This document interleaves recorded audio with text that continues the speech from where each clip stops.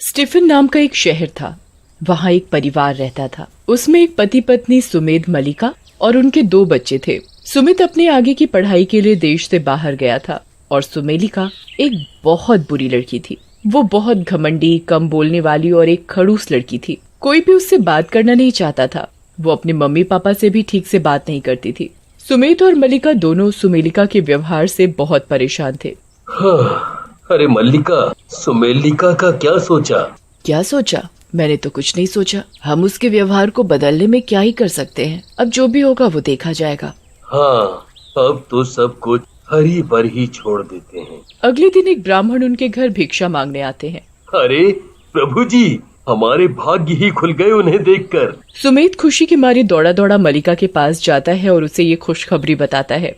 अरे तो फिर देर किस बात की? उन्हें जल्दी से घर में लाकर स्वागत करते हैं। मल्लिका, उन वैष्णव को घर में बुलाकर उनका स्वागत करते हैं। क्या बात, आप दोनों बहुत चिंतित लग रहे हैं। हाँ प्रभु जी, एक परेशानी है जो हम दोनों को खाए जा रही है। हाँ बताइए, क्या परेशानी है?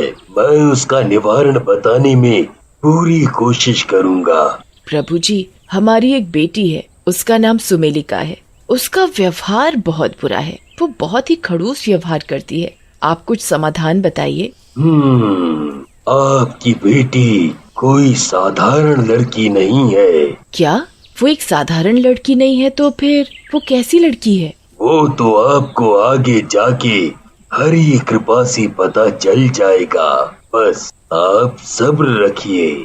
और फिर वो ब्राह्मण मुस्कुराकर चले जाते हैं। सुमेध मलिका उनकी बातों पर विश्वास कर लेते हैं। सुमेलिका को स्कूल जाना बिल्कुल पसंद नहीं था और क्लास में 2 लड़के थे जो क्लास के सभी बच्चों को परेशान करते थे। कभी उनका सामान छीन लेते थे तो कभी सब बच्चों के सामान फेंक कर मारते थे।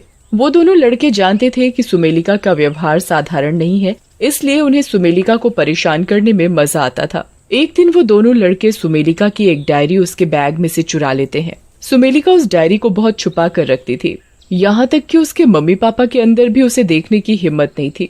सुमेलिका उसमें कुछ चित्र बनाती रहती थी। जब उन दोनों लड़कों ने उसकी डायरी चुपके से लेकर वो चित्र देखे तो वो दोनों हंसने लगे, क्योंकि वो बहुत अजीब थे। उसमें कोई बुरा सा आदमी या औरत बने होते थे और ऐसा लगता था जैसे उनको पेन से बुरे तरीके से खरोंच दिया गया हो। ये क्या भाई, ये कैसा चित्र है? बड़ा अजीब है।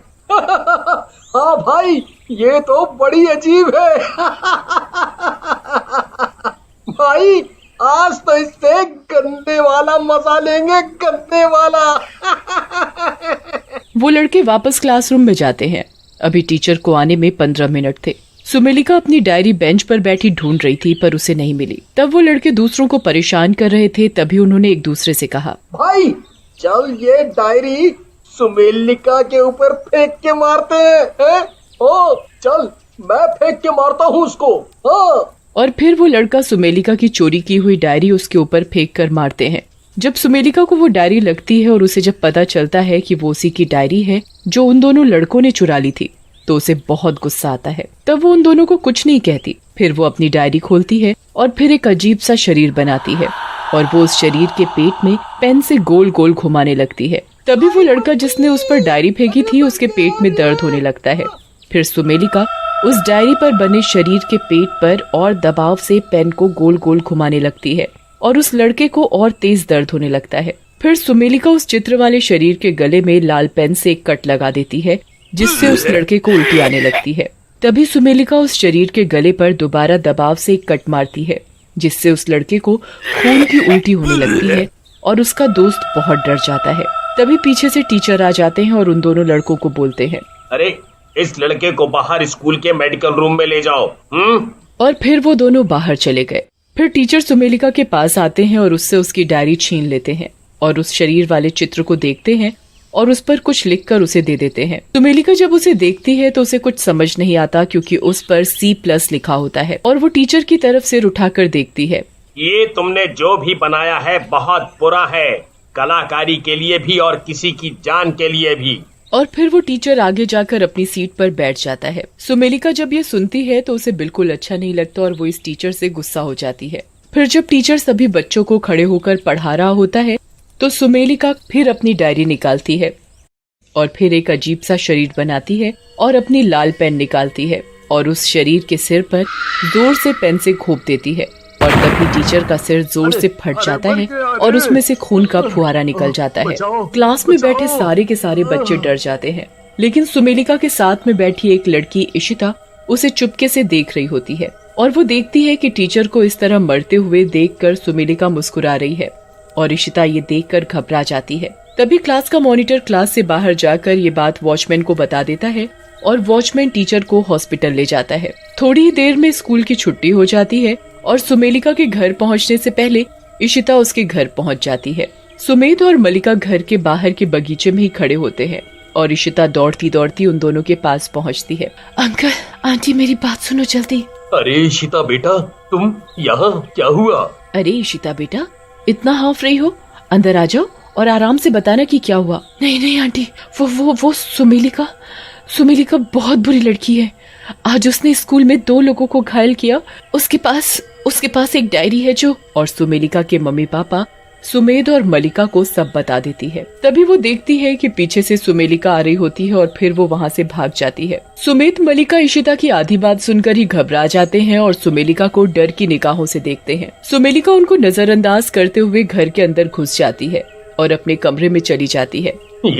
ये इशिता ने क्या कहा? अब हमें हिम्मत नहीं हारनी है। हमारी बेटी के साथ जो भी हो रहा है उसे खत्म करना पड़ेगा। पर कैसे? इशिता ने सुमेलिका की किसी डायरी के बारे में कहा था। बस उसे कैसे ले इसकी युक्ति बनानी पड़ेगी। तुम उसकी चिंता मत करो, बस रात का इंतजार करो। रात हो जाती है और सुमेलिका भी गहरी नींद में सो रही होती है।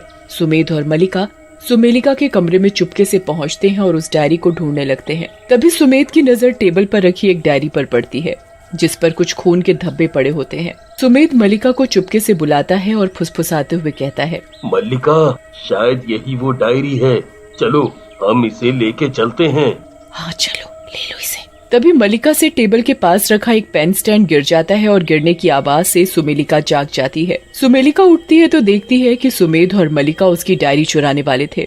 फिर सुमेलिका बहुत गुस्से में आ जाती है और उसकी आंखें लाल हो जाती हैं। तभी सुमेध और मलिका सुमेलिका की डायरी लेकर कमरे से बाहर चले जाते हैं और बाहर से कमरा बंद कर देते हैं और फिर वो अपने कमरे में चले जाते हैं। सुबह हो जाती है और सुमेलिका कमरे के अंदर से दरवाजा खोलने को बोलती है और दरवाजा पीट रही होती है, पर सुमेध और मलिका उसे बंद ही रहने देते हैं। मल्लिका, हमारे हाथ ये डायरी लग चुकी है, तो शायद हम इस समस्या का कुछ समाधान निकाल पाएं। हाँ सुमेध, चलो देखते हैं किस डायरी में है क्या। सुमेध और मलिका डायरी को देखने लगते हैं और वो डर जाते हैं क्योंकि उसमें बहुत अजीब अजीब से चित्र बने होते थे शरीर के, और हर शरीर के चित्र पर लाल पेन से कट का निशान बना होता था। ऐसा लगता था जैसे किसी का चित्र बनाकर उसे मारा हो। वो सारे चित्र बहुत भयानक थे। उसमें से एक चित्र में एक लड़की बनी हुई थी जिसमें ऐसा लग रहा था जैसे उसके अंदर कोई आत्मा घुस रही हो। देखो मल्लिका, ऐसा लग रहा है जैसे वो लड़की हमारी बेटी सुमेलिका हो और इसके अंदर कोई आत्मा घुस रही हो। हाँ सुमेध, मुझे भी ऐसा ही लग रहा है। लेकिन अब सुमेलिका को इस आत्मा से बचाएं कैसे? तभी मलिका के दिमाग में एक उपाय आता है। सुमेध, हम इस डायरी को जला देते हैं, क्या पता वो आत्मा की जान इसमें बसी हो। हाँ मल्लिका, एक बार ये करके देखते हैं। फिर सुमेध और मलिका घर के बगीचे में चले जाते हैं और माचिस लेकर उस डायरी को जला देते हैं। तभी घर के अंदर से सुमेलिका के अंदर घुसी आत्मा बहुत जोर जोर से चिल्लाती है। ये चीख सुनकर ऐसा लगता है जैसे इस आत्मा की ताकत और बढ़ गई हो। सुमेलिका कमरे का दरवाजा तोड़कर बाहर आ जाती है। उसकी आंखें लाल हो रही होती हैं और उसके हाथ पैरों में नसें उभर उभर कर दिख रही थी। सुमेध और मलिका बहुत डर गए और बगीचे में चले गए। तभी वहाँ सुमित आ जाता है। माँ, पापा, मैं आ गया अपनी पढ़ाई खत्म करके। सुमेध और मलिका सुमित को भाग जाने को बोलते हैं। आप दोनों मुझे भगा क्यों रहे हो और आप दोनों इतना डरे हुए क्यों हो? फिर सुमेध और मलिका सुमित को सब कुछ बता देते हैं। सुमित बहुत चौंक जाता है। तभी उसकी नजर बगीचे के कोने में पड़ी एक गुड़िया की तरफ पड़ती है। माँ, पापा, देखो वहाँ क्या पड़ा है। सुमेध मलिका सुमित के साथ चले जाते हैं। इतने में सुमेलिका वहाँ आ जाती है। वार करने के लिए पास में रखी कैंची को उठा लेती है। वो वहाँ आ ही रही होती है। तभी सुमेध अपने हाथ में रखी माचिस से उस गुड़िया को जला देती है और वो आत्मा सुमेलिका के शरीर से निकलकर गायब हो जाती है और सुमेलिका बेहोश हो जाती है। सुमेध और मलिका उसे घर के अंदर ले जाते हैं और बिस्तर पर लेटा देते हैं। थोड़ी देर बाद जब सुमेलिका उठती है, अपने मम्मी पापा को गले लगा लेती है।